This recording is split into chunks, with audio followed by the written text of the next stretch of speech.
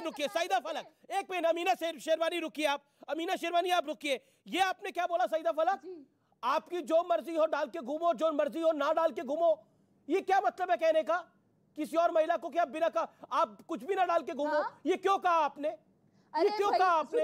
ये हक नहीं है आपको। मुझे बोलने देंगे, आपको अगर आप मुझे वो आपकी नाराजगी हो सकती है कि आपके बीच में कोई बोल रहा है, लेकिन आप किसी दूसरी महिला को बोले कि आप किसी भी व्यक्ति को बोले पैनल के ऊपर कि आप बिना कपड़ों के घूमो, ये बात क्या जायज है? एक डिबेट हो रही है हिजाब के ऊपर, उन्होंने बोला हिजाब 15 साल, हिजाब 15 साल पहले आया हमारे सिस्टम के अंदर। मैं कह रहा हूं ये 40 साल से पहले तो था ही नहीं, हिजाब नाम की कोई चीज ही नहीं थी 40 साल से पहले। शटलकॉक बुर्का को तालिबान लेके आया। आज जो पश्चिमी उत्तर प्रदेश के अंदर हमें देखने को मिलता है, सहारनपुर के इलाके के अंदर ब्लू कलर का, वो कहां था भारत के अंदर? शटलकॉक बुर्का जिसमें सिर्फ जाली होती है।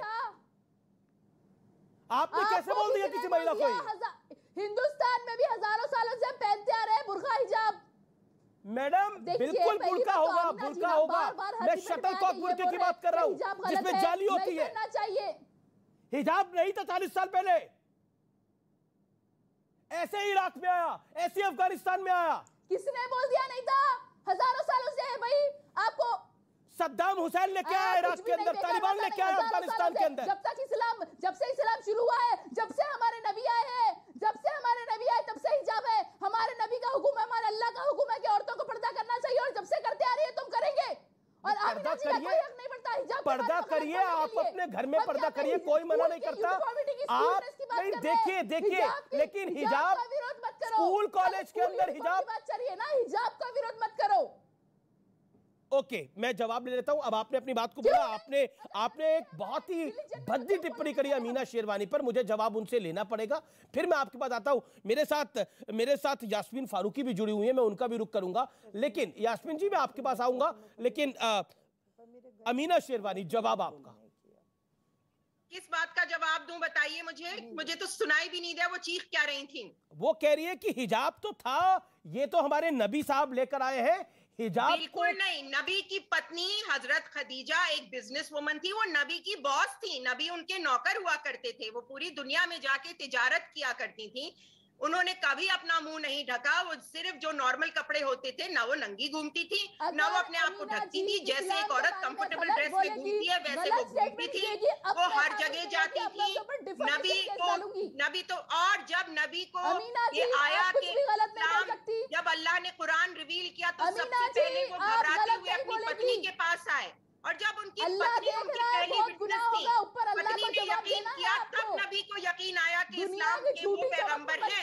तो हजरत खदीजा की तो इतनी अहमियत थी नबी की जिंदगी में, मजाल थी नबी की कि वो उनको ढक के रख सके। वो तो उनकी साथी थी, उनकी बॉस थी, आगे आगे वो होती थी और पीछे पीछे हमारे नबी होते थे अपनी पहली पत्नी के। ये उनका हाल था। हमारे नबी को औरतों की इज्जत करनी आती थी। जब उनकी बेटी आया करती थी तो नबी उठ के खड़े हो जाते थे, बेटी को इतनी इज्जत देते थे। तो मजाल है ऐसे नबी औरतों की इज्जत करते हैं, औरतों का मुकाम बहुत ज्यादा है इस्लाम में, औरतों को हिफाजत में रखना है। इसलिए औरतों को पर्दे में कहा जाता है कि जो औरतों के लिए अच्छा है, औरतों की हिफाजत के लिए औरतों को पर्दों में रहना रहता है। पॉसिबल नहीं है कि नबी औरतों को कमजोर बताए। नबी की जिंदगी में तो इतनी सशक्त औरत थी कि नबी यही समझते थे कि हर औरत ऐसी ही है, और उन्होंने कुरान में भी यही डाला कि हर औरत शक्तिशाली है, उसको ढकने की कोई जरूरत नहीं है। वो पूरी दुनिया में निकले, सबसे बेहतरीन एजुकेशन हासिल करे, तिजारत करे, बिजनेस करे, मैं यास्मीन फारूकी का रुख करे, जूडो करे। बिल्कुल जैसे सैयदा फलक अपनी टांगे फाड़ के किक मारती है, हर मुसलमान औरत को टांगे फाड़ के किक मारने की जरूरत है। सैयदा फलक की फोटो है, आप डालिए, टांगे फाड़ के लो एंगल फोटो है उनकी, और हमारा इस्लाम इसकी इजाजत देता है। ये इस्लाम के नहीं है भाई। पर्सनल कमेंट्स कोई ना करे, पर्सनल कमेंट्स कोई ना करे। उनकी टांगे घुटनों तक खुली होती थी, बैटलफील्ड में जाकर वो उठाती थी मरीजों को, खून से लथपथ होती थी, कोई हिजाब में ढकी हुई कहीं नहीं बैठी रहती। पर्सनल कमेंट्स कोई ना करे किसी तरफ से, मेरा निवेदन मानिए। देखिए आप सब महिलाएं हैं, मेरा निवेदन मानिए। सैयदा फलक को इस्लाम का इतिहास ही नहीं मालूम है, नबी की जिंदगी नहीं मालूम है। अच्छा मैं आता हूँ मैडम अमीना शेरवानी, मैं आपको बताऊंगा। सईदा फलक होल्ड ऑन। और मेरा रिक्वेस्ट है कि कोई पर्सनल कमेंट्स ना करे। मैं यास्मीन जी का रुख करता हूँ। यास्मीन जी, मेरा आपसे निवेदन ये है और सवाल ये है कि देखिए आप बहुत वरिष्ठ हैं और मैं आपसे ये सवाल पूछना चाह रहा हूँ, जब मुशीराबाद पश्चिम बंगाल की घटना हुई तो मुझे बहुत दुख लगा। स्कूल कॉलेज के अंदर बम चले, स्कूल कॉलेज के अंदर अध्यापकों को बंधक बनाया जाए, सिचुएशन ऐसी हो जाए कि वहां पे पुलिस को आना पड़े, ये बहुत दुखद है। क्या हिजाब के नाम पर, मैं बड़ा स्पष्ट सवाल पूछ रहा हूं, कुछ लोग काम पर लग गए हैं and it is not good for my nation, it is not good for your nation. ये भारत के लिए सही नहीं है। इसलिए आप जैसे लोगों को खड़ा होना पड़ेगा और बोलना पड़ेगा गलत को गलत, सही को सही।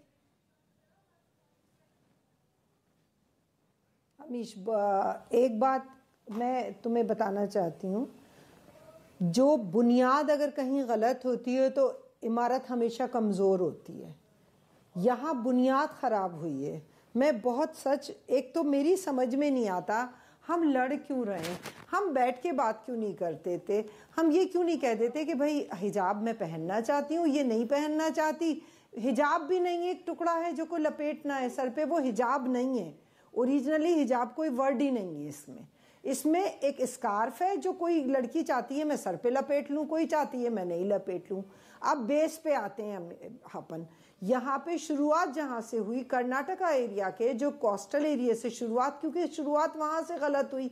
वहाँ जब लड़कियों को 6 लड़कियों को हिजाब के लिए रोका गया, अभी मैं बिना दावे के और बिना सबूत के कोई बात नहीं करती, मेरे पास वो सबूत है जिसमें उन लड़कियों के पेरेंट्स ने रिक्वेस्ट की कि हम, और लिख के दिया कि हमारी बच्चियां हिजाब पहन के आएंगी, हमारी बच्चियां सर कवर करके आएंगी। मैं हिजाब वर्ड को ही अलग हटा रही हूँ, देखिए वो डिबेट, पूरी बात सुन लो अमीश, मैं आप ही की बात को सुन रहा हूँ, लेकिन 2021 में वो समस्या नहीं थी, 2021 के दिसंबर तक वो समस्या नहीं थी, लेकिन 2022 से खड़ी हो गई।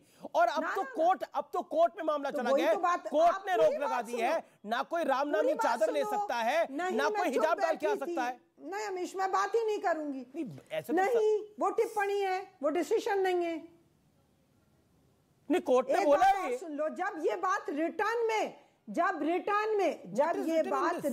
में दी गई थी और उनके पेरेंट्स ने कहा था कि हमारी बच्चियां सर पे स्कार्फ पहन के आएंगी, और उस कॉलेज ने ये माना था कि हाँ ठीक है, तो उस पे ऐतराज क्यों रातों रात हुआ?